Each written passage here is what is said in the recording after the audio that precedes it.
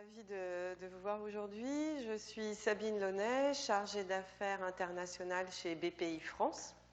Ça fait 10 ans que je travaille chez BPI France et depuis un an, je suis donc chargée d'affaires internationales. Je vais accompagner les entreprises qui sont domiciliées en Ille-et-Vilaine et en Côte d'Armor. Voilà. Donc, je vais vous parler aujourd'hui de l'assurance prospection. Si vous avez des questions parce que quelque chose ne vous paraît pas clair dans mes explications, n'hésitez pas à m'arrêter de manière à ce que je reformule. Je pense que ça profitera à tout le monde. Et puis, bien évidemment, à l'issue de la présentation, je me tiens à votre disposition pour répondre à toutes vos questions et puis voir des cas personnels si vous le souhaitez. En tout cas, n'hésitez pas à m'interrompre parce que je pense que vraiment vos questions serviront aux autres également. Voilà. Donc rapidement, BPI France, c'est la banque publique d'investissement. Elle a été créée en décembre 2012. Elle est née du rapprochement d'Oseo, que vous connaissiez peut-être, et des activités de capital développement de l'État qui étaient logées dans différents véhicules. Donc l'idée de l'État, on va dire, ça a été de créer un opérateur qui centralise les différents dispositifs d'accompagnement public de manière à avoir une meilleure visibilité sur le terrain et d'être aussi beaucoup plus proche des entreprises. Donc dans BPI France est détenu de manière directe ou indirecte par l'État.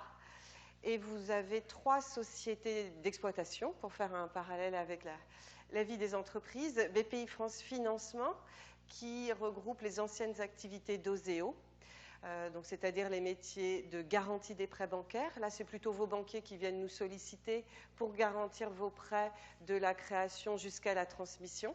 Cette activité concerne les PME et nous gérons pour le compte de l'État des dotations publiques qui vont venir garantir les prêts. Nous sommes également partenaires bancaires au même titre que vos banquiers. Nous intervenons toujours en cofinancement aux côtés de vos partenaires dans des financements moyen-long terme. Nous intervenons également en innovation, où là, de la même manière qu'en garantie, nous allons gérer de la ressource publique pour accompagner les sociétés qui ont des programmes d'innovation, que ce soit des start-up ou des PME pérennes. On va les accompagner sur toute la phase de R&D, donc c'est-à-dire avant l'industrialisation ou la commercialisation de leurs produits, avec des outils type subvention, mais qui se font de plus en plus rares, je ne vous le cache pas, et d'autres outils comme les avances remboursables.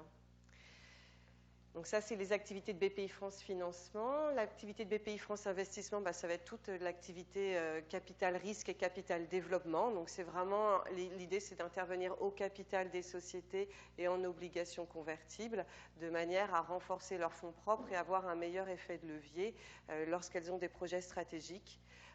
Donc en Bretagne, on a une personne qui s'occupe de ce métier, enfin 2 personnes. À Rennes, c'est Alain Fakouri, et il va intervenir plutôt sur du capital développement, donc des sociétés qui existent déjà et qui ont besoin de franchir une marche, soit en faisant une opération de croissance externe par exemple, ou dans le cadre d'une transmission.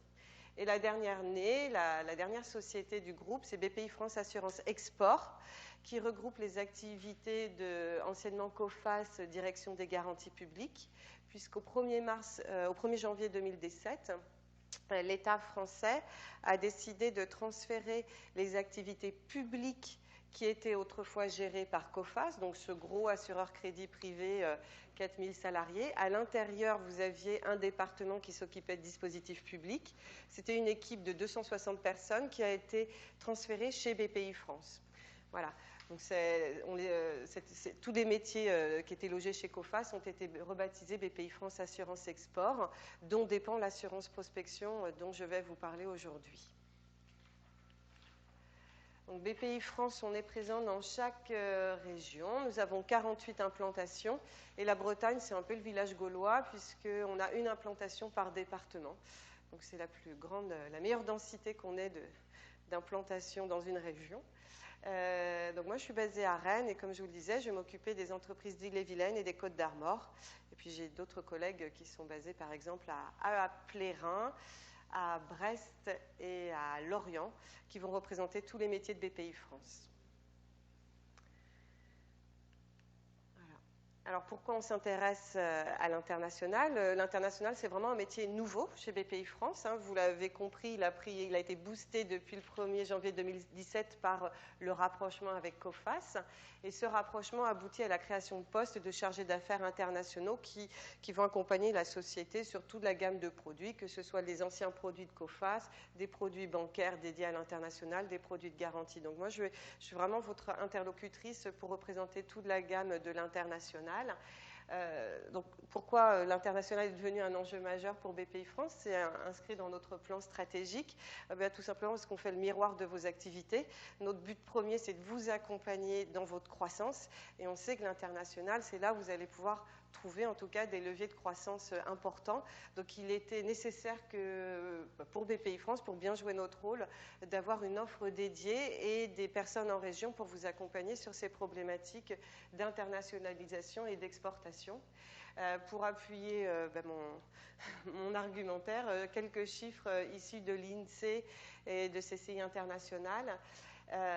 25% des entreprises exportatrices ont introduit un produit sur le marché français entre 2012 et 2014 contre seulement 6% pour les entreprises uniquement présentes sur le marché français. Donc on voit bien que les entreprises qui exportent, elles créent plus de valeur, elles sont plus dynamiques, donc ça crée plus d'emplois sur le territoire et puis plus de valeur pour le dirigeant aussi. Ce sont des entreprises plus communicantes. 52% des entreprises françaises présentes à l'international ont développé de nouveaux outils commerciaux contre 23% pour les entreprises non exportatrices. Et puis enfin, le dernier chiffre, 11% des entreprises exportatrices connaissent une productivité supérieure de 11% en moyenne à leurs homologues uniquement présents sur le marché français. Donc voilà, on voit bien que l'international, en fait, ne va pas être l'affaire que du directeur commercial, mais va rejaillir sur l'ensemble des fonctions de la société et créer plus de valeur et donc pérenniser mieux l'entreprise en France et à l'étranger. Pour bien réussir à l'international, il faut déjà être motivé, c'est sûr, mais il va falloir, on va dire, respecter 4 règles incontournables. Alors la première, c'est que bien sûr le dirigeant soit convaincu par le projet, puisque c'est lui qui va fédérer ses équipes et donner le tempo. Donc même si le dirigeant n'a pas de compétences à l'international, c'est vraiment important qu'il soit convaincu et impliqué et qu'il ait une oreille ouverte nouvelle aussi, puisque quand on part à l'international, souvent on dit qu'on se remet en mode start-up. Ce qu'on sait faire en France, faut se reposer des questions, avoir un sens critique et se demander si l'organisation qu'on a en France est également pertinente sur d'autres marchés. Il faut également bénéficier de ressources humaines rompues au commerce international. Donc voilà, encore une fois, c'est une approche nouvelle. Donc investir dans des ressources humaines dédiées à l'international. Il faut également bien avoir conscience, enfin en tout cas bien identifier son avantage concurrentiel, puisqu'on va se retrouver en concurrence avec d'autres sociétés qu'on n'avait pas identifiées jusqu'ici. On va aller sur un marché où les habitudes peuvent être différentes. Donc il faut réussir à bien identifier l'élément différenciant sur lequel l'entreprise va pouvoir s'appuyer. Et puis enfin, il faut structurer sa démarche. Il y aura beaucoup d'aléas. Et donc c'est bien d'avoir un fil conducteur pour ne pas s'arrêter en cours de route. Donc je fais vraiment le lien avec les activités de Capucine et de Cindy, voilà, puisqu'elles sont vraiment là pour vous aider sur toute cette partie stratégie. Moi, je vais vous parler maintenant du financement, mais on s'intéresse toujours, quand j'instruis une demande d'assurance prospection, de m'assurer de la cohérence du projet que la société a. Donc vraiment, Capucine et Cindy sont pour vous des personnes qui peuvent vraiment vous accompagner sur toute cette démarche stratégique et d'organisation. Donc on arrive au cœur du sujet, l'assurance prospection. Donc l'assurance prospection, je sais que certains d'entre vous l'ont déjà utilisée auparavant. Ne vous arrêtez pas au mot assurance prospection. Il faut penser aide publique, aide financière. Voilà. Parce que je sais que moi, au début, le mot d'assurance prospection et tout le vocabulaire qui allait avec me perturbait un peu. Je vais utiliser 2 exemples dans ma présentation. Alors, voici notre premier exemple. Le cas d'un fabricant français de pontons. Donc, c'est une entreprise qui était essentiellement franco-française. Elle avait saisi quelques opportunités en Belgique, mais n'était pas encore structurée pour aller à l'export. Donc c'est une entreprise familiale avec un effectif de 35 personnes, un chiffre d'affaires de 3 millions d'euros. Cette société va détecter un marché potentiel aux Émirats arabes unis et puis elle souhaite s'inscrire à un premier salon de manière à se faire une idée du potentiel de ce marché. Donc alors souvent elle commence par réaliser une étude de marché pour voir si son intuition est bonne. Pour participer au salon, elle va réserver un stand, payer une location. Elle va se déplacer avec ses collaborateurs. Elle va devoir également réserver des billets d'avion, des chambres d'hôtel. Et puis aux Émirats arabes unis, elle va peut-être devoir traduire sa documentation aussi, de manière à pouvoir être compris par des acheteurs potentiels. Traduire sa documentation, peut-être présenter différemment son offre. Donc elle va venir avec des maquettes nouvelles, elle va peut-être aussi communiquer avant son arrivée de manière à drainer un flux et puis rebondir après. Donc des dépenses de communication dans des revues, des plaquettes, dans des réseaux sociaux. Elle va organiser des rendez-vous avec des futurs clients ou agents, puis pour ça elle va passer par des prestataires. Et puis enfin, elle va peut-être solliciter un interprète, parce que dans l'équipe, on parle essentiellement français. Donc vous voyez, en face de toutes ces démarches que l'entreprise va entreprendre, on va avoir en correspondance des dépenses, des frais d'études de marché, des frais et honoraires versés à des tiers au titre du conseil, des frais de participation au salon, les frais d'hébergement, la rémunération des personnes pendant qu'elles sont sur le stand pendant les 5 jours, par exemple, les frais d'adaptation des produits, les frais de publicité, des échantillons peut-être aussi qu'il faudra distribuer, et puis enfin tous les honoraires des différents conseils qui vont entourer la société. Donc si on met les coûts en face, pour cette première participation à un salon avec une étude de marché, on arrive déjà à 30 000 €. Ça, ce sont des dépenses typiques que l'on va pouvoir prendre en charge dans l'assurance prospection. La société va un peu plus loin, et puis maintenant, à la suite de son salon, elle a une première commande de ponton. Voilà, tout. Elle va donc répondre à une offre. Peut-être qu'elle va devoir adapter son produit aux normes locales, parce que les normes de sécurité ne sont pas les mêmes. Ces pontons, peut-être que son système est assez innovant. Elle avait déposé en brevet en France, mais il va peut-être falloir faire une extension de brevet aux Émirats arabes unis. Et puis elle va avoir toute une partie juridique importante d'adapter ses conditions générales de vente à ce nouveau marché. Elle va également profiter de l'occasion pour faire traduire son site internet en anglais, parce que l'idée, c'est bien sûr de ne pas s'arrêter à cette opportunité, mais de développer un vrai courant d'affaires à l'export. La société va retourner bien sûr plusieurs fois sur place pour entretenir les relations et puis détecter de nouveaux marchés. Et puis elle va décider d'envoyer un VIE, par exemple, un VIE pour entretenir les relations sur place, faire de la veille et donc aider la société à développer son chiffre d'affaires dans la zone. Là encore, on retrouve en correspondance des dépenses. Donc des frais d'études d'avant-projet pour la remise de l'offre, des frais d'adaptation du produit aux normes et exigences locales, des frais de dépôt de marque ou de brevet, des frais de conseil juridique pour la partie contractuelle, la création ou le développement du site internet dans la langue locale ou en anglais, des frais de voyage que l'on retrouve également, le recrutement du VIE. Ça peut être un VIE, mais ça peut être aussi une autre personne que vous dédiez à l'export et que vous allez recruter en ce sens. Donc il va y avoir ces frais de recrutement si vous passez par un cabinet, et puis ces rémunérations à venir. Voilà, donc toutes ces dépenses sont éligibles à l'assurance prospection. Si on met les coûts en face, eh bien là on arrive à 69 000 € pour cette société, ce qui nous fait un total, si on ajoute les frais de salon, un total de 100 000 €. Voilà.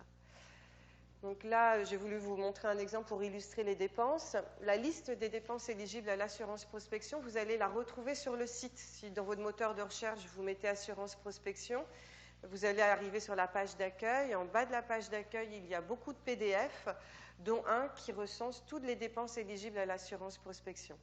Donc ce PDF a du sens, je pense, pour vous lorsque vous vous dites, voilà, je vais aller à l'étranger, il faut que je recense toutes mes dépenses. Il peut vraiment vous aider en ce sens pour identifier les dépenses que vous allez engager. Et puis, c'est également un moyen de connaître les dépenses qui seront éligibles ensuite à votre demande d'assurance prospection. Donc là, l'entreprise, on comprend bien qu'elle elle arrive assez facilement à identifier ses coûts. Et ce qui l'est moins, ça va être ce qui va être le plus dur pour elle, c'est d'identifier bien le chiffre d'affaires qu'elle va réaliser et dans quel délai. Donc c'est vraiment là où va jouer son rôle l'assurance prospection. Donc l'assurance prospection vise à rassurer l'entreprise en apportant un soutien de trésorerie et en prenant en charge une grande partie des frais liés au développement export, puisque sur le budget de 100 000 euros qu'on a vu tout à l'heure, eh bien, on va pouvoir apporter une aide financière de 65%, donc 65 000 euros.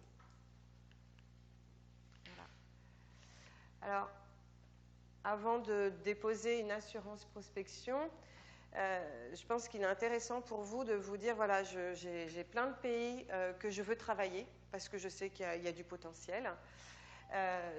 Et je pense que la première question à se poser, c'est de cibler les pays et de se dire, dans les 12 mois qui viennent, quels sont les pays que je vais travailler. Les pays que vous n'allez pas travailler pendant les 12 mois, eh bien ceux-là, on va les mettre de côté. Et puis on les regardera dans un autre contrat d'assurance prospection. En fait, vous pouvez déposer une demande d'assurance prospection tous les 12 mois. Et un pays, on ne peut faire qu'une assurance prospection par pays. Donc si là aujourd'hui vous vous dites, moi j'ai 15 pays qui m'intéressent, il faut vraiment vous dire dans les 12 mois qui viennent, clairement, lesquels je vais travailler en priorité. Ceux pour lesquels vous allez faire quelques dépenses, mais pas engager une véritable démarche de prospection, ça vaut peut-être les coups de les mettre de côté et puis de partir sur un nouveau contrat d'assurance prospection sur cela quand vous serez prêt, donc dans 12 ou 18 mois. Voilà. Donc je pense que ça c'est une première question. Ensuite, il faudra choisir votre durée de prospection. Vous allez voir dans les schémas que je vais vous présenter, on va vous accompagner financièrement pendant 2 ans ou 3 ans. Donc il faut vraiment vous demander combien de temps il me faut pour prospecter ce marché. Est-ce que je suis sur une activité réglementaire où les procédures d'enregistrement vont être longues, où il va falloir que je passe certaines certifications, ou est-ce qu'au contraire, l'accès au marché est assez rapide ? Donc ce ne sera pas effectivement la même chose pour des produits agroalimentaires, des dispositifs médicaux ou du prêt-à-porter. Donc vraiment, vous interrogez sur la durée de prospection de 2 ans ou de 3 ans. Et donc à partir de ces premières questions, on va définir le budget sur lequel on pourra vous accompagner. Donc là, si on refait le lien avec l'entreprise, elle avait défini un budget de 100 000 euros. On peut estimer que c'est son budget par an, entre une participation chaque année à un salon, plus les dépenses de VIE, de traduction, etc. Voilà, on peut partir sur un budget de 100 000 euros sur 3 ans, par exemple, pour qu'elle s'installe vraiment sur ce nouveau marché. Alors, les entreprises éligibles à l'assurance prospection, ce sont les entreprises françaises. Donc, ça veut dire les entreprises immatriculées au RCS, les entreprises domiciliées en France, peu importe leur actionnariat, qui peut être 100% étranger. Il faut vraiment que la société soit basée en France. Il faut que son chiffre d'affaires soit inférieur à 500 millions d'euros en comptes sociaux. Donc, si la structure appartient à un groupe qui, en consolidé, fait plusieurs milliards de chiffre d'affaires, peu importe, moi, si la société qui dépose l'assurance prospection fait moins de 500 millions d'euros de chiffre d'affaires, elle est éligible. Il faut également, alors à l'inverse, là j'étais partie sur le haut en taille, il faut pour les plus petites sociétés avoir un premier bilan à nous fournir, un premier bilan sur 12 mois. Pourquoi on demande ce premier bilan ? Parce qu'on veut s'assurer que l'entreprise réalise déjà du chiffre d'affaires, que son produit, je dirais, a déjà trouvé un marché et fonctionne. L'assurance prospection, son rôle, c'est vraiment de vous accompagner dans du développement commercial sur des produits qui montrent déjà qu'ils ont un marché. On n'est pas sur un risque de création avec l'assurance prospection. C'est pour ça qu'on demande un premier bilan avec du chiffre d'affaires. Si on est vraiment sur une société en création, bien là, on va utiliser les autres outils de BPI France, comme la garantie. On peut garantir des prêts bancaires jusqu'à 70%. Donc, un premier bilan sur 12 mois avec du chiffre d'affaires, une part française supérieure à 20%. L'assurance prospection, c'est une aide publique. Et nous, on gère pour le compte de l'État français une ligne déficitaire dans le budget du Trésor. Donc, l'argent ne transite pas dans les comptes de BPI France, on est simplement le prestataire qui instruit la demande. Et l'État a dit, ben moi je veux bien garder cette ligne déficitaire dans mon budget pour accompagner les entreprises exportatrices. En revanche, je veux qu'il y ait de la création de valeur sur le territoire français. S'il n'y a pas de création de valeur sur le territoire français, je n'ai pas envie d'accompagner cette entreprise. Donc c'est pour ça que le critère, ça va être la part française qui doit être supérieure à 20%. Donc part française, ça veut dire qu'il y a aussi une part étrangère. La part étrangère, ça va être tous vos achats de marchandises et de services en provenance de l'étranger. Eh bien, tous ces achats ne doivent pas représenter 80% de votre chiffre d'affaires. Généralement, je n'ai pas de souci avec cette règle dans les sociétés, mais je vous la mentionne quand même pour vous expliquer que ça reste une aide publique avec une volonté de l'État d'avoir de la création de valeur sur le territoire français. L'assurance prospection, c'est vraiment un outil pour accompagner un flux d'exportation. Donc, je suis une société française et je veux exporter un bien ou un service à l'étranger et la création de valeur reste sur le territoire français. Donc, on va accompagner des sociétés qui vont sur des marchés sur lesquels elles n'étaient pas du tout présentes. Et puis, on l'a vu tout à l'heure, ça démarre par une étude de marché. Je sens qu'il y a un potentiel et j'y vais. Ça peut être aussi des sociétés qui ont déjà quelques touches dans le marché, qui ont déjà réussi à saisir des opportunités et puis qui maintenant veulent consacrer de la ressource humaine, se structurer pour pérenniser ce marché. Dans la liste des dépenses tout à l'heure qu'on a vue, je souhaiterais mentionner qu'on peut également accompagner la création d'une filiale de commercialisation. Nous, notre idée, c'est vraiment d'accompagner un flux d'exportation. Si pour être présent sur place, il faut non pas un bureau, mais une filiale de commercialisation, donc louer un local, avoir un assistant sur place, même un service administration des ventes, toutes ces dépenses de ce bureau de commercialisation pourront être prises en charge dans l'assurance prospection. En revanche, une filiale qui fait de la production sur place, qui duplique le modèle français à l'étranger, entre guillemets, je peux couper le lien entre la maison mère et la fille, là, il n'y a pas vraiment de création de valeur sur le territoire français, et donc on ne va pas accompagner ce modèle. Mais une filiale de commercialisation, les dépenses sont éligibles à l'assurance prospection. Oui. Est-ce que ça inclut également les dépenses de type comptabilité, paye, etc. Tenue de comptabilité, tenue de paye, parce qu'au départ, on fait appel à un prestataire. Est-ce que ça, c'est éligible ou pas? Ça va être les charges d'exploitation de la filiale. Donc, s'il y a des charges liées à la comptabilité par un prestataire, oui. Voilà. En revanche, pas tout ce qui est dépenses d'investissement. Si j'achète un local ou j'ai un pas de porte à payer, ben ça, c'est de l'investissement. Nous, ça va vraiment être financer les dépenses, les charges d'exploitation de la filiale. On pourra le faire pendant 3 ans maximum. Donc, je reviens à la présentation. Le montant de l'aide, il est de 65% de votre budget. C'est la quantité qu'on applique. Ça ne peut pas être plus, ça ne peut pas être moins. C'est 65% du budget. Donc, l'aide correspondra à 65% du budget que nous aurons retenu à l'issue de l'instruction. L'assurance prospection, oui. Est-ce qu'il y a un montant minimum? Oui, pour le montant de l'aide, c'est minimum 30 000 €. Voilà. Donc sur 2 ans. Donc en deçà, on a un autre outil qui s'appelle l'assurance prospection premier pas. Alors pardon, c'est le budget qui doit être supérieur à 30 000 €. 30 000 € sur 2 ans, donc ça fait un budget de 15 000 € par an. En deçà de ce montant, on est sur un autre dispositif qui s'appelle l'assurance prospection premier pas, que vous allez également retrouver en ligne. C'est un dispositif pour accompagner les primo-exportateurs qui est beaucoup plus léger, mais en même temps plus verrouillé, pour accompagner les entreprises dans leur première démarche. Donc plus léger parce que c'est une demande en ligne et vous avez une réponse sous 48 heures. Ce dispositif, je vais m'arrêter là aujourd'hui pour en parler. On pourra en parler si vous voulez à l'issue de la présentation. C'est un dispositif qui risque de disparaître. Voilà, l'État risque de ne pas le maintenir pour des raisons d'efficacité. Et donc voilà, je sais qu'il va exister jusqu'à la fin de l'année, mais pour 2019, je ne sais pas si l'assurance prospection premier pas sera maintenue. L'assurance prospection, donc on parle bien d'assurance. Donc la rémunération, on parle de prime d'assurance également. Donc le coût de l'assurance prospection, c'est une prime de 3% du budget garanti. Donc le budget, moi je vais instruire votre demande. À l'issue de l'instruction, une décision sera prise. Alors c'est pas moi qui la prends, mais cette décision en tout cas va aboutir à un budget Et sur ce budget, eh bien, le coût de notre soutien financier sera de 3% du budget. Donc si c'est un budget de 100 000 euros aidé à hauteur de 65%, bah, c'est 3% de 100 000 euros, donc 3 000 euros. Et c'est la seule rémunération que vous nous devrez pour l'assurance prospection. Voilà. Le soutien financier de 65% du budget, eh bien, on va le verser en 2 fois. Une fois à quelques jours après la signature du contrat, ce sera une avance sur les dépenses que vous allez réaliser.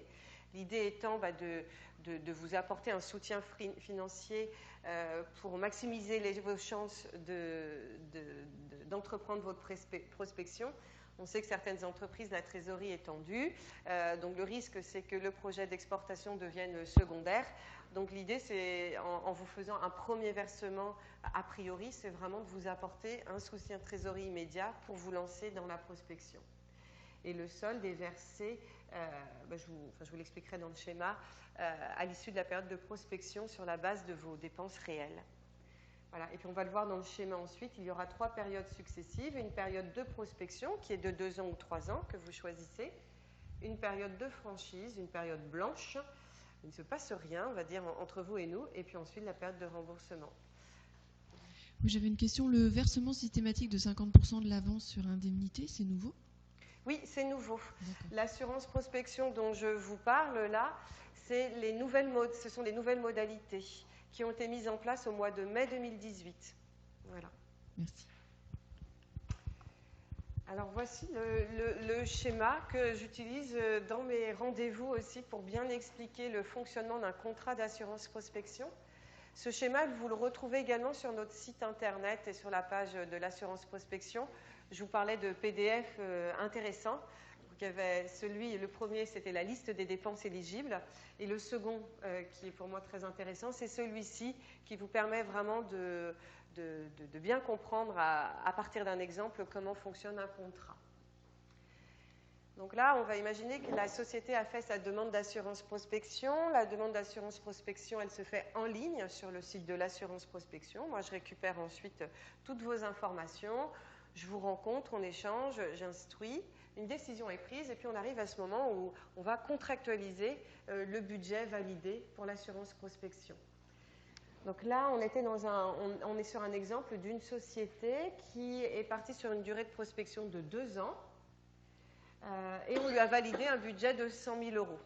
Ça va me faciliter les choses d'avoir des comptes ronds. Donc voilà, l'entreprise signe son contrat d'assurance prospection. Nous, on peut prendre les dépenses qui ont été antérieures à la signature du contrat d'assurance prospection. Le point de départ de prise en charge des dépenses, ça va être la date de votre dépôt de votre demande en ligne. Vous faites votre demande en ligne. Une fois qu'elle est complète, vous recevez un accusé de réception. Et à partir de cet accusé de réception, on va pouvoir prendre toutes les dépenses à venir que vous allez réaliser pour votre prospection. La rétroactivité, il y en a une, mais elle se limite à 1 mois. C'est-à-dire que... Oh mais non, mais ça aurait pu être moi aussi. C'est classique. Hein.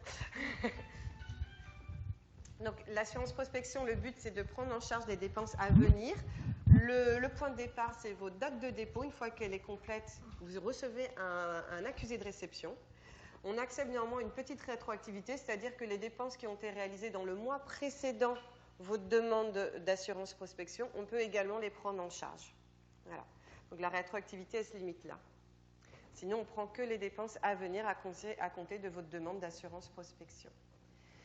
Une autre possibilité, je sais qu'il y a plusieurs sociétés qui vont passer par un recrutement et qui vont nous solliciter ensuite en disant écoutez, moi j'ai recruté une personne, ça fait 3 mois qu'elle est dans nos effectifs, je la dédie pour l'Italie et l'Espagne, c'est elle qui s'occupe de faire la demande d'assurance prospection. Est-ce que vous pouvez prendre sa rémunération en charge ?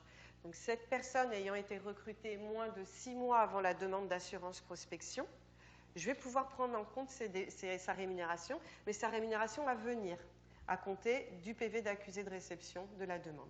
Donc l'idée, c'est toujours de prendre les dépenses à venir, et là, on va pouvoir tenir compte on tiendra compte de la date de signature du contrat de travail. S'il est inférieur à 6 mois à compter de la date de demande d'assurance prospection, je vais pouvoir prendre ces rémunérations. Et dans ce cas-là, la prise en charge, elle est pour combien de temps? Bien là, elle dépendra de la durée de prospection, de 2 ans ou de 3 ans. D'accord. Voilà. Merci. Donc c'est pour ça, tout ça pour vous dire que il y a un petit décalage entre la date de prise en compte des dépenses et la signature du contrat qui peut intervenir 1 mois, admettons, ou 2 mois après la date de prise en compte des dépenses. Donc on signe le contrat, on est sur un budget de 100 000 €, l'aide elle est de 65 000 €, et bien on va faire un premier versement de 50% de l'aide. Donc 50% de 65 000 €, ça fait 32 500 que l'entreprise va recevoir quelques jours après la signature du contrat. De ces 32 500 €, on va déduire le montant de la prime, donc 3% du budget, et donc 3% de 100 000 €, ça fait 3 000 €, donc 32 500 € moins les 3 000 €, ça fait 29 500 € en net que l'entreprise va percevoir à quelques jours après la signature de son contrat. Elle engage ensuite ses dépenses de prospection pendant 2 ans, donc on n'a pas de contact obligatoire avec la société pendant cette période. Et puis à l'issue de cette période de prospection, on fait le point. On demande à la société de nous envoyer son état récapitulatif des dépenses. C'est un tableau Excel où elle indique les dépenses qu'elle a effectivement engagées pendant cette période de 2 ans ou de 3 ans. Et puis on va regarder si ces dépenses, eh bien, elles sont bien éligibles à l'assurance prospection. Et sur la base de ces dépenses réelles, on va verser le solde de l'aide. Donc là, si l'entreprise a bien dépensé ses 100 000 €, on va lui verser les 32 500 qui restaient. Donc 100 000 € x 65%, c'est 65 000 € l'aide.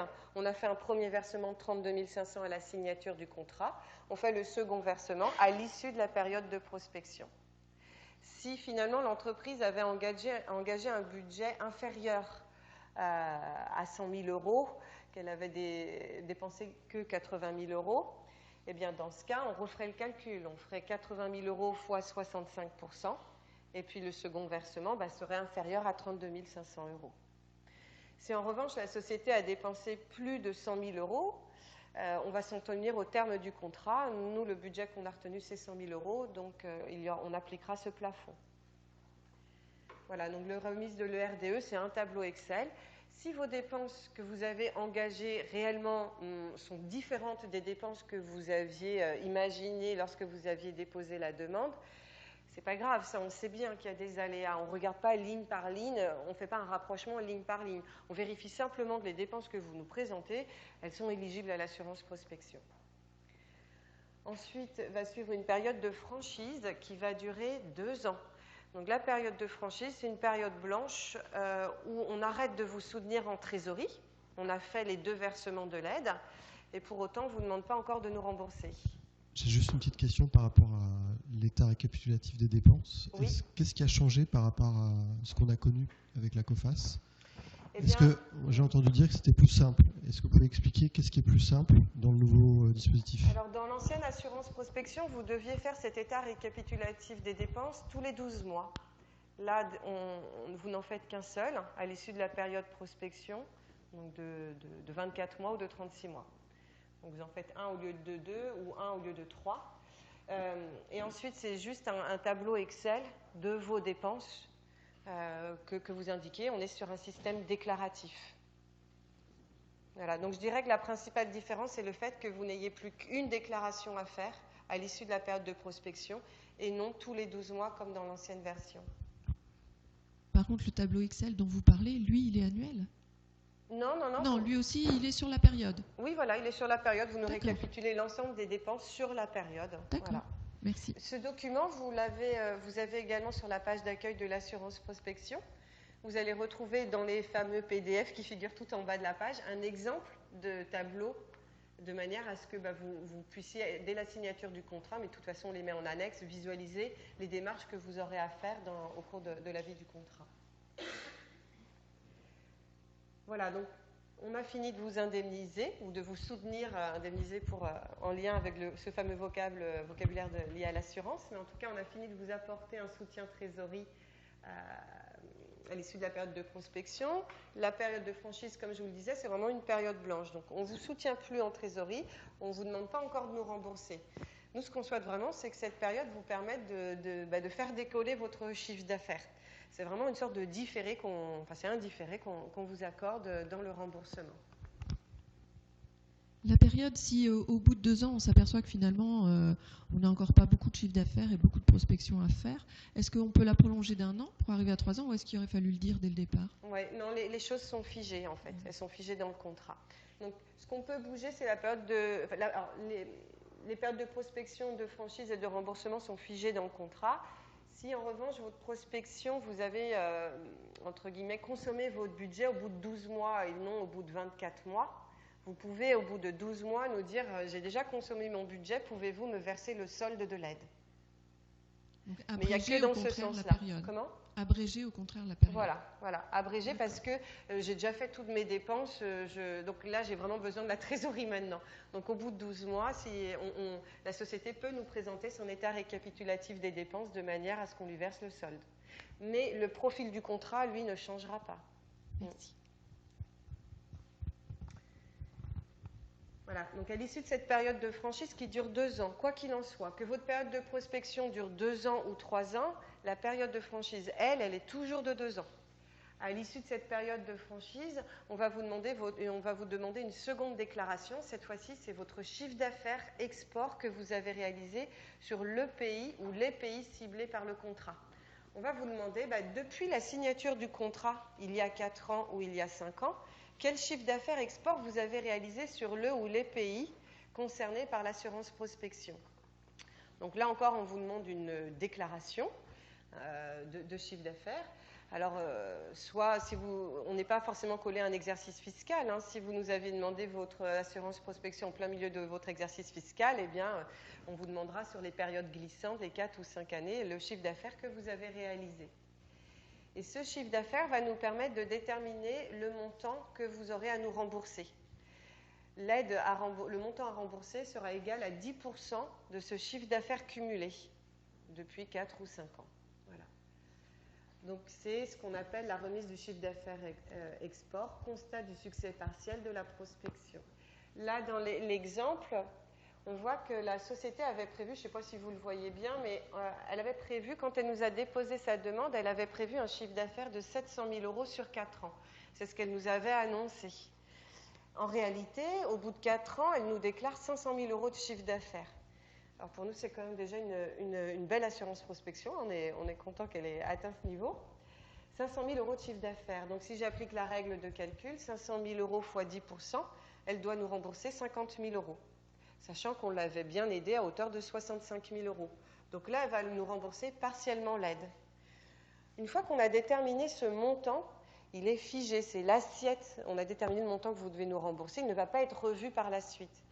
La période de remboursement, c'est vraiment un étalement du montant que vous avez à nous rembourser. On vous propose de l'étaler sur 3 ou 4 ans avec des échéances trimestrielles qui ne vont pas produire d'intérêt puisqu'on n'est pas sur un produit bancaire, on est sur un produit d'assurance.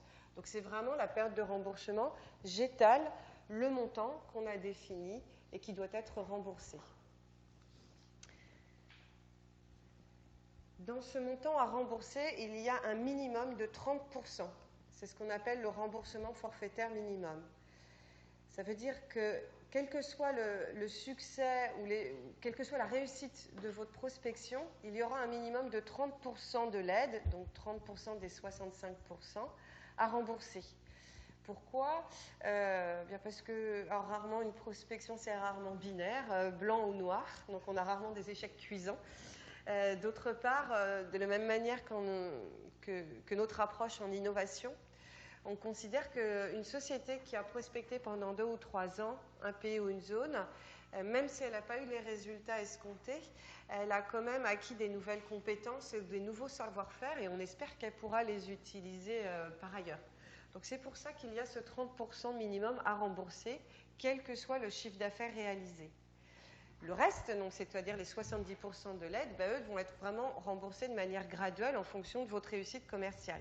Donc on peut abandonner 70% de l'aide si vraiment l'entreprise n'a pas réussi à décoller.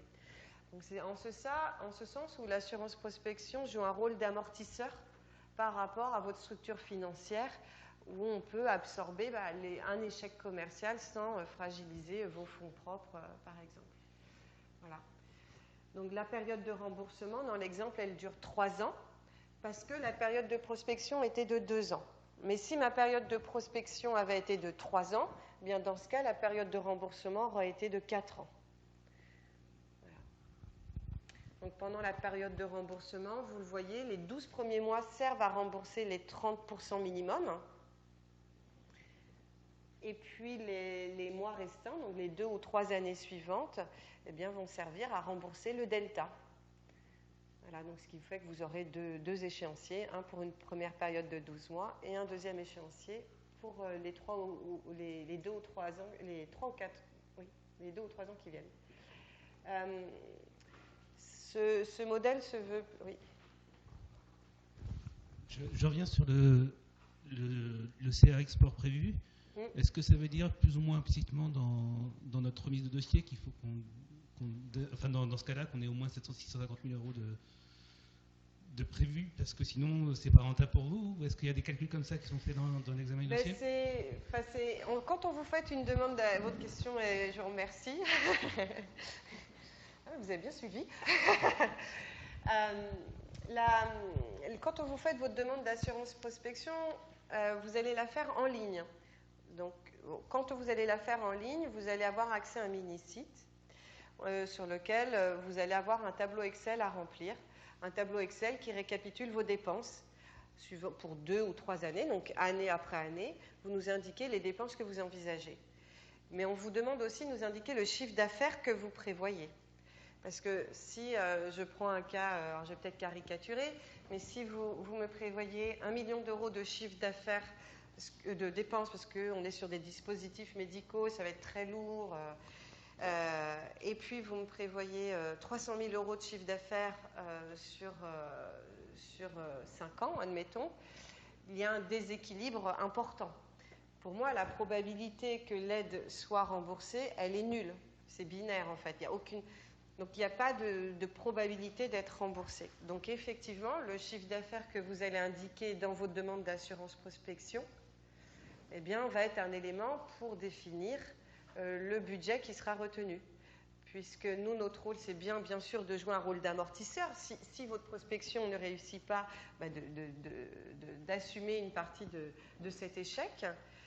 Mais il ne faut pas que dès le départ, on voit un déséquilibre en se disant c'est sûr, ça ne fonctionnera pas.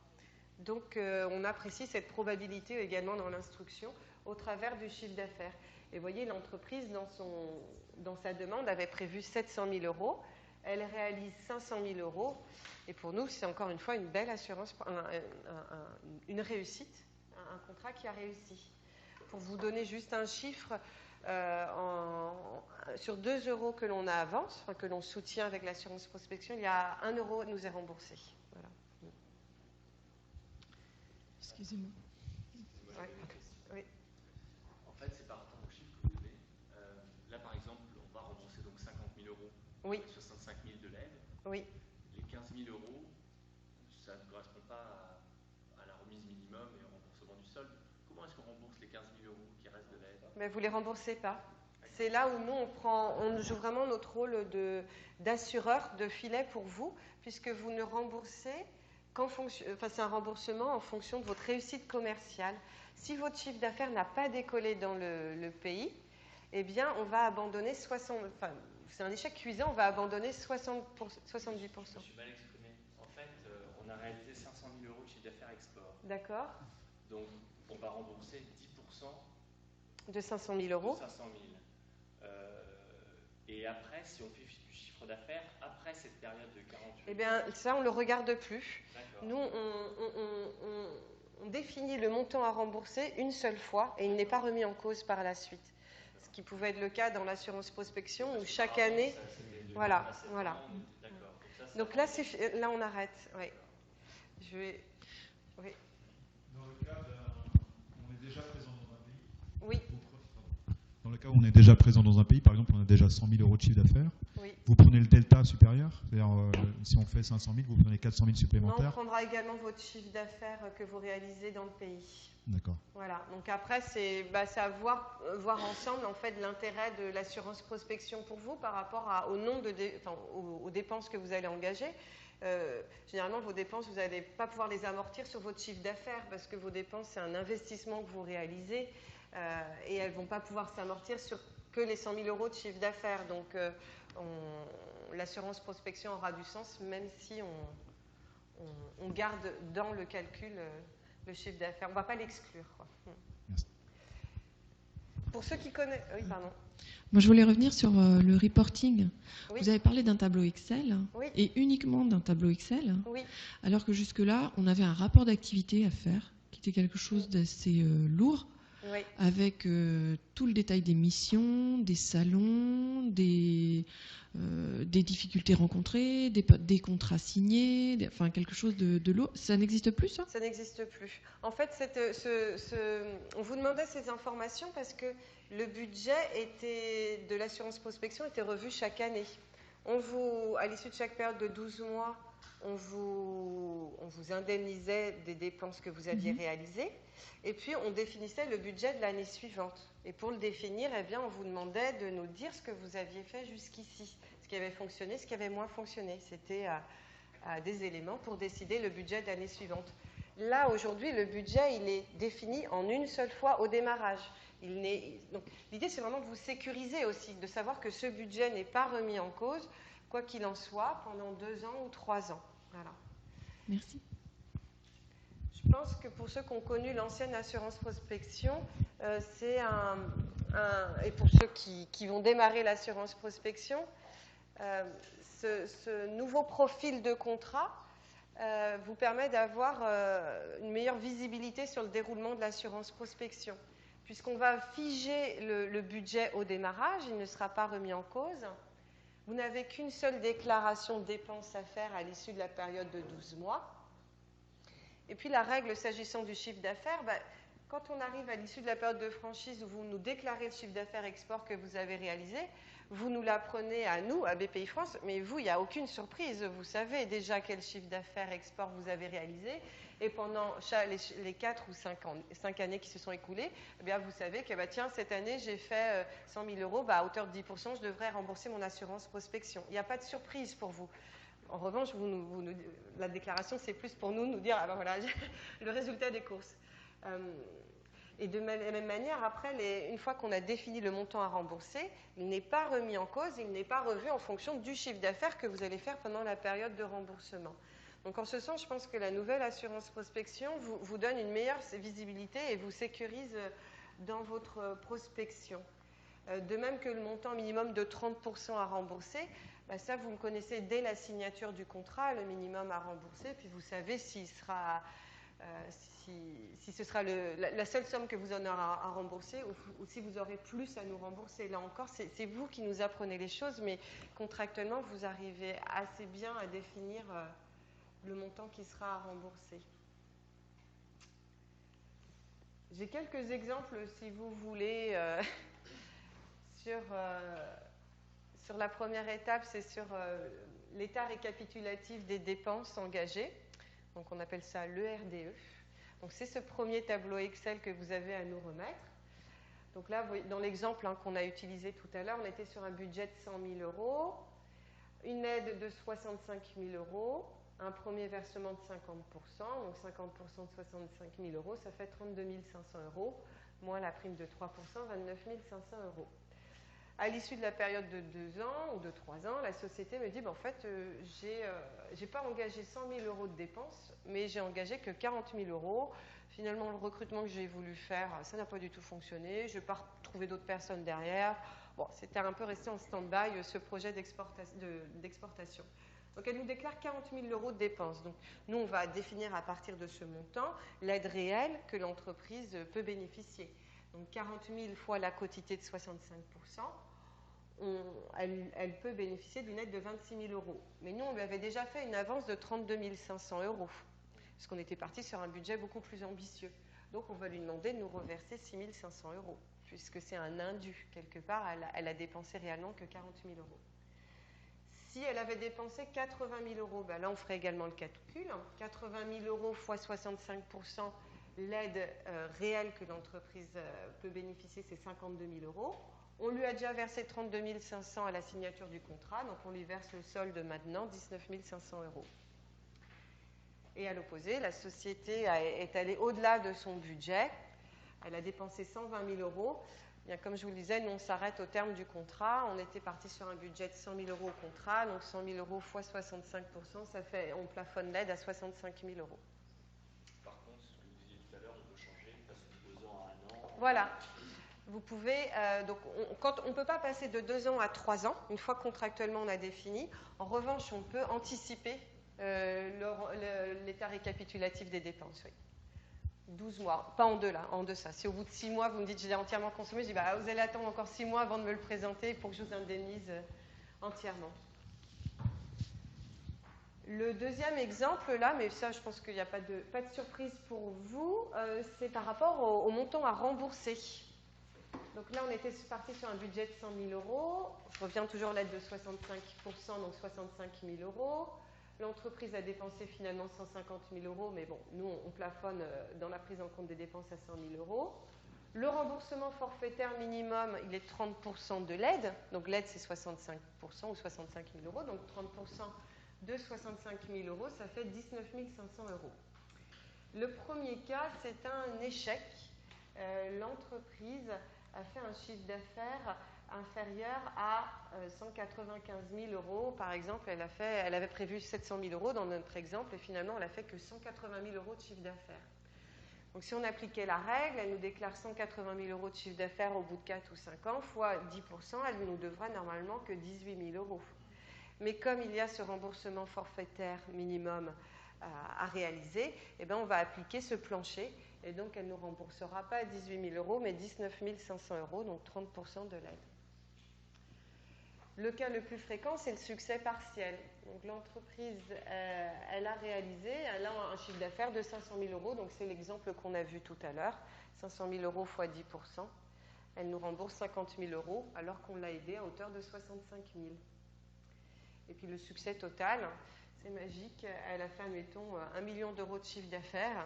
Donc 1 million fois 10%, 100 000 euros. Mais on ne va pas s'enrichir, ce n'est pas le but du tout. Donc on va bien sûr demander à la société de nous rembourser que ce qu'on lui a avancé. Donc 65 000 euros.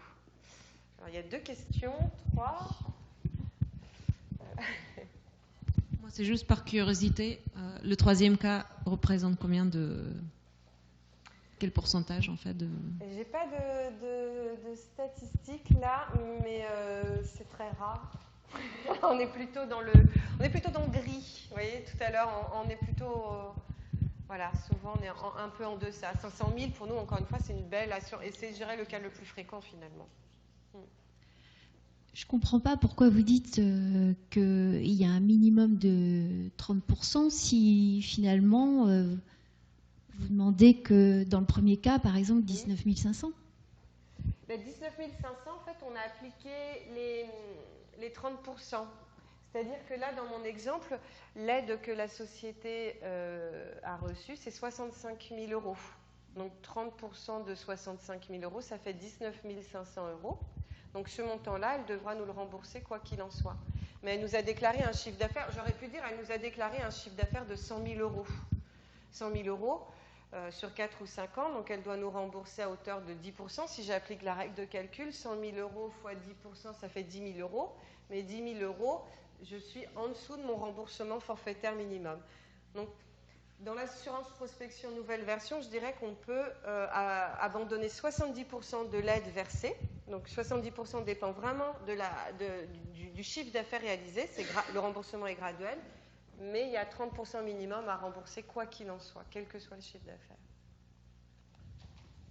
Il y a 2 autres paires. Vous dites 10% du chiffre d'affaires export. Oui. Pas global. Ah non, uniquement sur les pays voilà, qui font l'objet d'une assurance. Exactement, voilà. Ouais. Non, on reste sur notre zone. On travaille sur votre projet. Enfin, on a financé les dépenses liées à un projet, on regarde le chiffre d'affaires du projet, quoi. Depuis le début, on parle de 100 000 euros. comme un exemple, mais est-ce qu'il y a un plafond? Non, il n'y a pas de plafond. Il n'y a pas de plafond. C'est ça, il y a des montants d'assurance prospection qui passent dans des comités qui sont à 900 000 €. Je dirais qu'il y a deux niveaux d'analyse dans l'instruction. L'analyse du projet en tant que tel. Donc je reviens un peu sur toute la partie stratégique qui m'a servi d'introduction. Donc il y a vraiment une instruction sur votre projet. Quel est-il? Quels sont les moyens que vous mettez en face? Quelles connaissances vous avez du marché? Est-ce que vous avez déjà eu quelques touches ou pas? Voilà. Et puis on va également vos prévisions de recettes aussi. Et puis un deuxième angle d'approche, c'est le compte de résultat et le bilan de la société. Est-ce que le projet de prospection est cohérent avec la solidité financière de la société? Nous, dans l'assurance prospection, on vous accompagne qu'à hauteur de 65% du budget, donc il reste 35% à autofinancer. Est-ce que la société, elle a la trésorerie ou les moyens pour autofinancer cette différence? L'autre élément, c'est de se dire, est-ce que ce projet, il est cohérent avec son chiffre d'affaires qu'elle fait actuellement? Voilà, donc on va regarder effectivement les fonds propres de la société. Le montant de l'aide ne dépassera jamais le montant des fonds propres. L'idée sous-jacente, c'est de dire on ne va pas aller au-delà de l'effort des associés pour accompagner la société. Et puis on va tenir compte également du chiffre d'affaires pour voir si le budget de dépenses est cohérent, si c'est 50% de son chiffre d'affaires. Bon, on va peut-être essayer de cadencer l'assurance prospection. Voilà. Une question liée. Les montants, en moyenne, c'est quoi à peu près? Je crois que ça doit être 200 000 €. C'est 200 000 € le montant moyen d'une assurance prospection.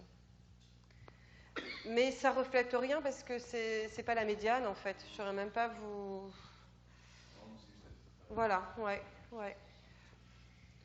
Non, il y a ça dépend après du domaine d'activité aussi de la société. Les dépenses ne vont pas être les mêmes à engager, encore une fois, si on est sur des dispositifs médicaux ou sur du prêt-à-porter ou des équipements qu'il faut adapter aux normes réglementaires, etc. Donc, c'est vraiment, nous-mêmes, on n'utilise pas de ratio derrière par secteur d'activité, le taux de réussite pour les sociétés qui ont le même code NAF, etc. Je n'ai pas tout ça, en fait.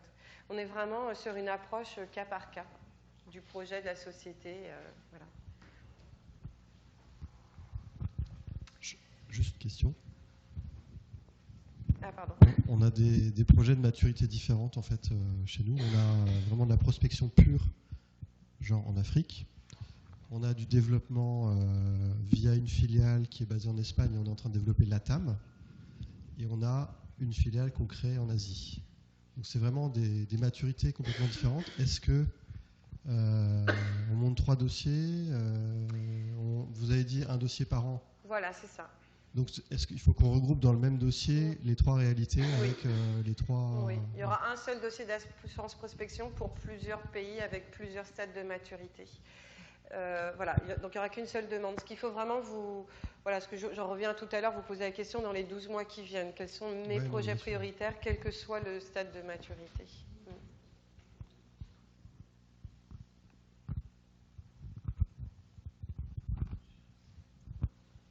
Et à ce moment-là, est-ce qu'on ne pourrait pas ouvrir 3 dossiers? Un dossier, par exemple, pour la filiale qui finalement dépend du groupe. Alors la filiale en Asie, qui dépendrait de notre groupe.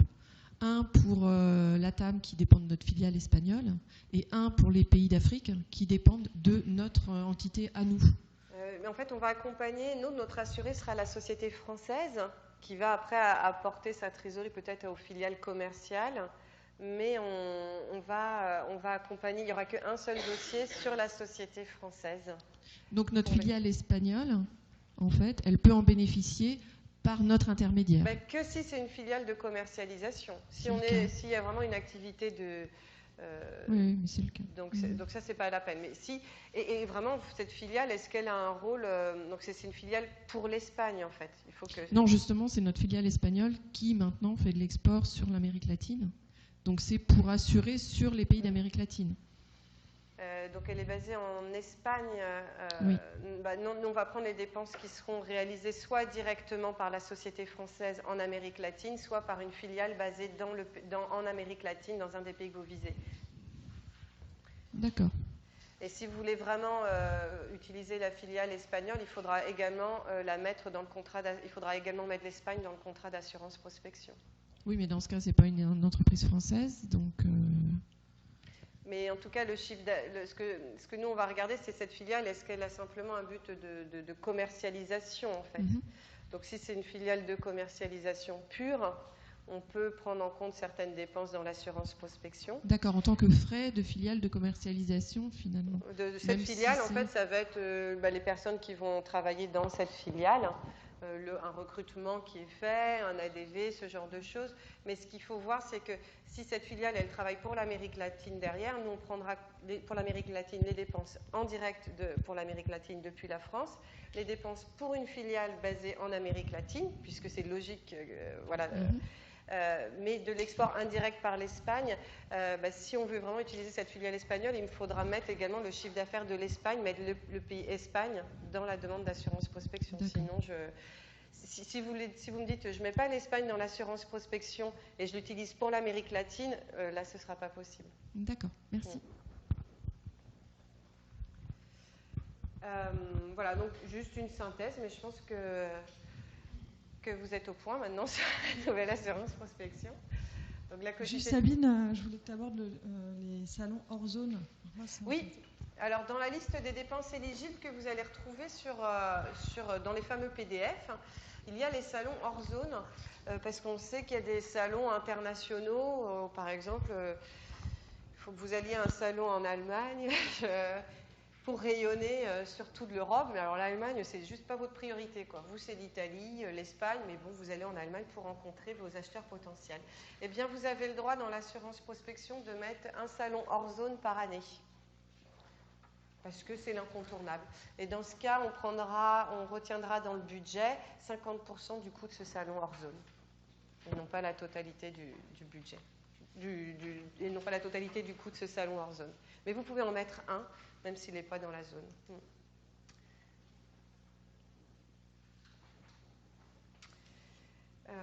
Voilà, donc les 60% de quotité de garantie, un versement en 2 fois, un premier à la signature du contrat, un second à l'issue de la période de prospection, une prime d'assurance de 3% payée au démarrage, et après vous n'entendez plus parler de coûts ou de rémunération liés à l'assurance prospection.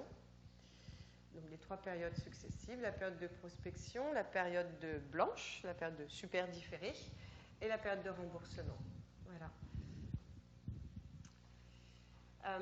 Donc comme je vous le disais, la demande d'assurance prospection va se faire en ligne sur la page de l'assurance prospection. En haut, en droite, vous avez un onglet qui s'appelle Demande en ligne. Pour faire votre demande en ligne, vous aurez le tableau Excel, mais qui est très basique à remplir pour vos dépenses année par année que vous envisagez de réaliser, avec peut-être quelques explications. C'est mon commercial export qui va faire 5 voyages en Espagne. Voilà, je suis partie de cette hypothèse, par exemple. On va vous demander de nous indiquer les pays ciblés, bien sûr, votre part française, donc ça c'est du déclaratif, s'assurer que vous avez bien 20% de part française minimum. On va également vous demander le chiffre d'affaires de l'année N-1. Un petit laïus, mais c'est 500 mots, donc c'est vraiment rien. C'est pour ça que j'ai vraiment besoin de vous rencontrer après. 500 mots pour nous dire votre stratégie et les moyens que vous mettez en œuvre. Donc l'idée, c'est de ne pas vous décourager dans la demande d'assurance prospection. Si je vous demandais 4 pages d'écriture, je sais bien que je perdrais beaucoup de gens. Donc ça, c'est moi qui à l'issue d'un entretien, après, j'essaie de raconter une belle histoire pour défendre votre budget d'assurance prospection. On va également vous demander des documents en ligne, donc l'alias fiscal de la société, sa dernière alias fiscale, et puis des documents pour identifier les parties prenantes, donc pièces d'identité, cabis, statut, enfin voilà, des choses, je pense, pour lesquelles vous êtes rompus. Donc voilà, là je vais ouvrir sur un autre sujet. Vous avez une autre question ? Vous avez dit tout à l'heure, le T0, finalement, c'est la demande en ligne. Oui, Mais cet entretien dont vous parlez, il se passe non, ça se passe avant ou après. Mais le T0, c'est vraiment l'accusé de réception que vous recevez. Quand vous avez fait votre demande en ligne, vous recevez un accusé de réception. Et c'est lui le T0.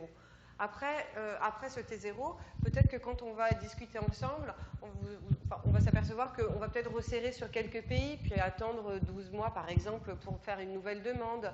Peut-être qu'on va revoir certains budgets de dépenses, etc. Donc, la dépense, elle peut évoluer après cet accusé de réception. Vous disiez tout à l'heure que vous faisiez une analyse pour savoir si c'était cohérent, etc. Mais si on fait notre déclaration en ligne et qu'on nous envoie un accusé de réception, ou alors c'est pas instantané, l'accusé de réception? Si, vous allez le recevoir, mais c'est pas un accord que vous avez, c'est juste un accusé de réception. C'est bon, nous avons bien reçu vos demandes. Et si accord, ce si sera le T0. accord, toutes les dépenses que vous allez engager à compter de ce jour seront prises en charge. Merci. Voilà, donc je vous invite vraiment à voir notre PDF aussi, le fameux PDF sur la liste des dépenses éligibles. Vous verrez que la plupart des dépenses sont prises pour leur coût réel. Certaines dépenses ne sont pas prises pour leur coût réel. Je pense notamment au salaire des personnes lorsqu'elles sont dans le pays. On applique un forfait de 200 € jour, par exemple. Si vous recrutez une personne, cette personne, dans son contrat de travail, c'est rarement écrit, elle va s'occuper que de l'Espagne, de l'Italie et du Portugal. C'est un commercial export. Voilà, il peut aller sur des zones beaucoup plus larges. Donc, s'il n'y a pas une parfaite adéquation entre son contrat de travail et les pays visés par l'assurance prospection, on ne prend que 50% de sa rémunération dans le budget. Voilà, donc il y a quelques forfaits ou plafonds appliqués, mais sinon, la plupart des dépenses, c'est au coût réel. Comme je vous le disais en introduction, je suis chargée d'affaires internationales chez BPI France. Notre offre, elle est assez large. L'idée, c'est de vous accompagner de la création, de la prospection jusqu'à la création de votre filiale à l'étranger. Donc, pour vous accompagner dans ces différentes étapes, on va activer plusieurs outils, soit des dispositifs publics comme l'assurance prospection, soit des dispositifs bancaires comme le prêt croissance internationale ou d'autres dispositifs de garantie. Donc, l'intérêt de ce document que vous allez retrouver normalement dans la présentation, c'est de vous donner une vision globale des outils de BPI France. Ce qui s'associe assez facilement avec l'assurance prospection, c'est le prêt croissance internationale. Je vous disais tout à l'heure qu'on finance en assurance prospection que 65% des dépenses. Si les dépenses, donc il reste 35% à taux financé, si des dépenses n'ont pas été retenues parce qu'elles n'étaient pas éligibles, elles pèsent néanmoins chez vous et restent un investissement que vous avez réalisé. On peut peut-être regarder si on ne peut pas associer un prêt à côté. Donc, qui dit prêt, ça dit remboursement obligatoire, hein, quel que soit le chiffre d'affaires. En revanche, sur le prêt croissance internationale, on n'a pas de contrôle des dépenses, on n'a pas de règles d'éligibilité sur les dépenses, etc. Donc, ça peut financer du BFR, une implantation à l'étranger, une croissance externe. Dans ce prêt, vous allez retrouver un différé. Donc, il est souvent sur 7 ans, dont 2 années de différé. On ne prend pas de garantie. Donc voilà, il a quand même une certaine souplesse. Et puis derrière, bien, vous avez plusieurs outils, comme la mobilisation de factures nées à l'étranger, et puis et surtout des outils dont je vois Arnaud Moussin du CIC qui est là, on en a parlé vendredi avec d'autres banques, tout ce qui est caution préfinancement. Votre prospection, où je reprends mon exemple des pontons, l'entreprise a décroché un énorme marché pour une superbe marina à Dubaï. Et donc, elle en a pour 1 million d'euros. Donc, quand on fait 3 millions de chiffre d'affaires, on est content et on est très angoissé en se disant comment je vais faire en trésorerie pour répondre à ce marché. Je vais avoir une période d'exécution certainement longue. J'avoue que je n'ai pas été très virulent dans les jalons de règlement, hein, 10% d'acompte, 90% à la livraison. Donc, ça va être un enfer pour acheter mes matières premières, payer mes salaires, etc. Il faut que j'aille voir ma banque pour lui annoncer la bonne nouvelle et lui dire que je vais avoir besoin d'un crédit court terme aussi pour financer ma période d'exécution du contrat, faire un préfinancement. Donc là, on a des outils pour garantir les banques à hauteur de 80% sur un crédit court terme, par exemple, qui peut être associé à ce nouveau contrat commercial qu'il faut préfinancer. Voilà. Donc là, c'est à l'initiative de l'exportateur de nous solliciter, mais derrière, on assure bien la banque qui fait le court terme. Donc la banque, elle, ça peut lui permettre de bien identifier votre besoin Et puis, vous, peut-être, d'être plus serein en disant j'ai ma ligne de découvert pour mes marchés domestiques, mon courant, et puis une ligne dédiée pour un contrat commercial qui s'éteindra lorsque je serai remboursé. Ça marche aussi pour les startups qui n'ont pas forcément 12 mois d'activité. Il faut un premier bilan. Ouais, tous ces métiers, il faut un premier bilan. Ouais. Et donc, on va pouvoir accompagner des sociétés de vente de services qui peuvent avoir un contrat, une énorme infrastructure à vendre de télécom à l'étranger. Et donc, voilà, elles vont avoir besoin de ce préfinancement ou plus traditionnellement, je parlais des pontons, mais une vente de biens, quoi. Donc voilà, donc la palette est assez large et on peut vous accompagner également jusqu'à l'implantation à l'étranger d'une unité de production dans laquelle vous allez mettre beaucoup de cash et vous dites si je me plante, je risque de perdre toutes ces sommes investies. Donc là, on va vous assurer à hauteur de 50% des sommes que vous aviez investies dans votre filiale à l'étranger si celle-ci ferme pour une raison quelconque. Il faut juste qu'elle soit en dehors de l'Union européenne. On est vraiment sur cet outil, sur du grand export. Voilà, donc la palette est assez large et moi je suis à votre interlocutrice. N'hésitez pas à me solliciter si vous avez des sujets, quoi qu'il en soit, relatifs à l'international.